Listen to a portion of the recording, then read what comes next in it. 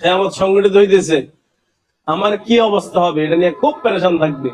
দুনিয়ার কোনো পেরেশানির সাথে তুলনা চলে না। এই পেরেশানি অবস্থায় কোরআন একটা রূপ ধারণ করে আসবে, এসে বলবে তুমি কি হাল তারিফুনি, তুমি কি আমাকে চিনছো? উত্তর দিবে লা আরিফু, আমি আপনাকে চিনি নেই, কে আপনি? আরেকটা রূপ ধারণ করবে, রূপ ধারণ করার পরে প্রশ্ন করবে আবার চিনছেন? না, তাও চিনি নেই, কে আপনি?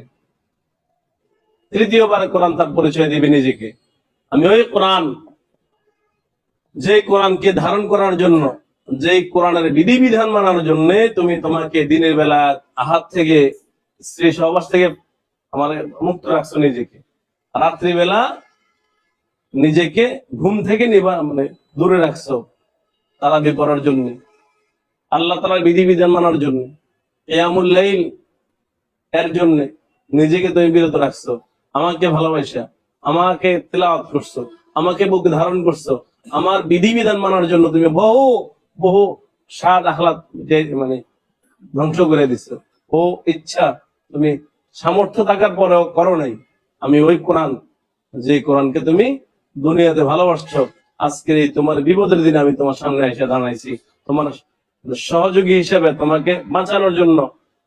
দুনিয়াতে যেভাবে তুমি আমাকে সময় দিচ্ছ, আমাকে বুকে ধারণ করছো, আমাকে তোমার সান্নিধ্যে রাখছো, ঠিক এখন আমার সময় আসছে প্রতিদান দেওয়ার, তুমি আমার সান্নিধ্যে থাকবা, যাবতীয় সমস্ত বিপদ আমি তোমার মোকাবেলা করবো ইনশাআল্লাহ। কোরআন দাঁড়াবে, কোরআন তখন তাকে একটা পোশাক পরাই দিবে। কোরআন তার হাতে, প্রথমত তার হাতে একটা বাদশাহী দিবেন, বাদশাহী, এটা তোমার বাদশাহী, তোমাকে রাজত্ব দিলাম, আল্লাহ তাআলার পক্ষ থেকে রাজত্ব দিবে। আর রাজত্ব করতে হলে তো দেশ দরকার, কোন জায়গায় রাজত্ব করব?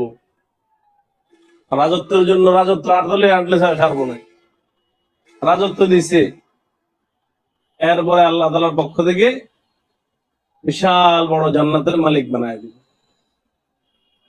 তুমি এখানে রাজত্ব করবে, তারপরে মুকুট পড়ায় দিবে। কাকে? কোরআন যারা বুকে ধারণ করে তাদেরকে, যারা কোরআনের সাথে নিজেকে লাগা রাখছে তাদেরকে, যারা কোরআনের বিধিবিধান মাইনা চলে তাদেরকে। তারপর তার পিতা মাতাকে ডাকা হবে, হাদিস শরীফে এসছে, তার পিতা মাতাকে এমন দুইটা পোশাক পরিধান করানো হবে, হযরতে আদম আলাইহিস সালাম থেকে নিয়ে আজকে